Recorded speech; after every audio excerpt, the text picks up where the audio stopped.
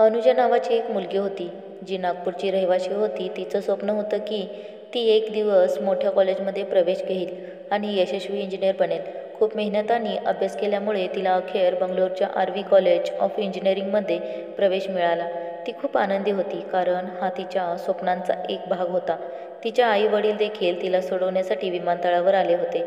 ती पहिल्यांदाच विमानात बसणार होती आणि तिच्या आई-वडीलही तिच्या या यशामुळे खूप आनंदात होते. विमानात बसताना मात्र अनुजाला थोडं दुःख झालं, कारण तिला विंडो सीट मिळाली नाही. विमान मणिपूरहून बंगळुरूसाठी उड्डाण घेतलं. इतर प्रवासी विमान प्रवासाचा आनंद घेत होते. काहीजण फोटो काढत होते, काहीजण विमानातून बाहेर दृश्य पाहत होते आणि अनुजा मात्र पहिल्यांदाच आपलं शहर वरून पाहत होती. शहर खूप सुंदर होतं आणि हे पाहून अनुजा आनंदात होती. तिला बाहेरचं दृश्य नीट पाहता येत नव्हतं, त्यामुळे तिने शेजारी बसलेल्या मुलाकडे पाहिलं. तो मुलगा शांत आणि प्रसन्न दिसत होता. अनुजाने त्याला विचारलं, "मी तुमच्या जागेवर बसू शकते का? मला बाहेरचं दृश्य नीट पाहायचं आहे." त्याने हसून उत्तर दिलं, "हो नक्कीच, तुम्ही या जागेवर बसू शकता." अनुजा विंडो सीटवर बसली आणि बाहेरचं दृश्य पाहत आनंद घेत होती. थोड्याच वेळात विमान अचानक हलायला लागलं आणि सर्व प्रवासी घाबरले. विमानाच्या क्रू मेंबर्सनी शांततेने सर्वांना समजावलं की हवामानामुळे असे होत आहे आणि घाबरायचं कारण नाही. त्यांनी सर्वांना सीट बेल्ट बांधायला सांगितलं. पण त्यामागे खरं कारण वेगळं होतं. विमानाचं एक इंजन बंद पडलं होतं. पायलटने दुसरे इंजन वापरण्याचा प्रयत्न केला, पण तोही घाबरलेला होता आणि काही चुकाही केल्या. यामुळे विमानातील अनेक यंत्रणा काम करत नव्हत्या.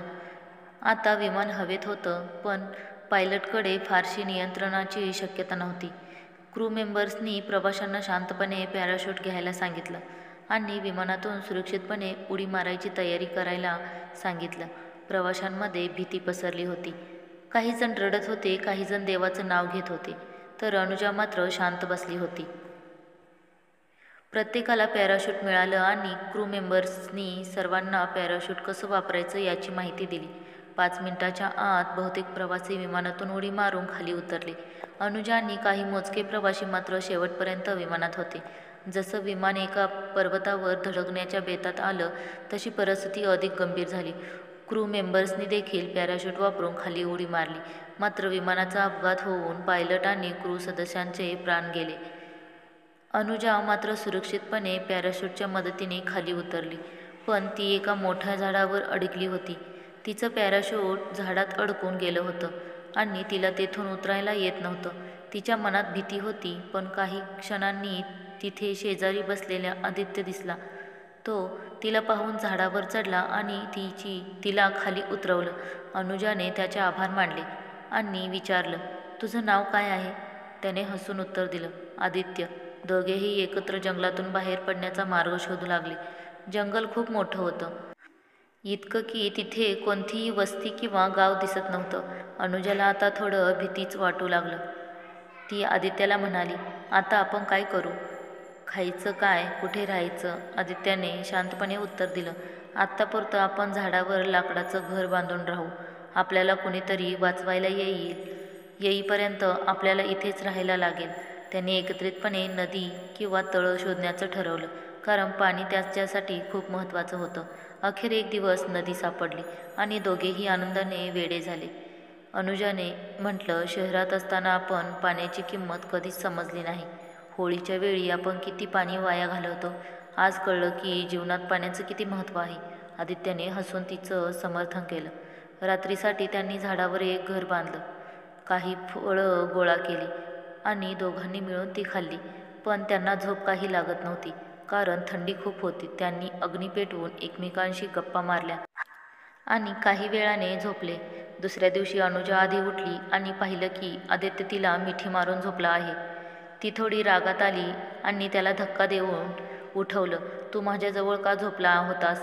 ती रागात म्हणाली. आदित्यने शांतपणे सांगितलं की अनुजाचं त्याला मिठी मारून झोपली होती, पण तिला ते मान्य नव्हतं.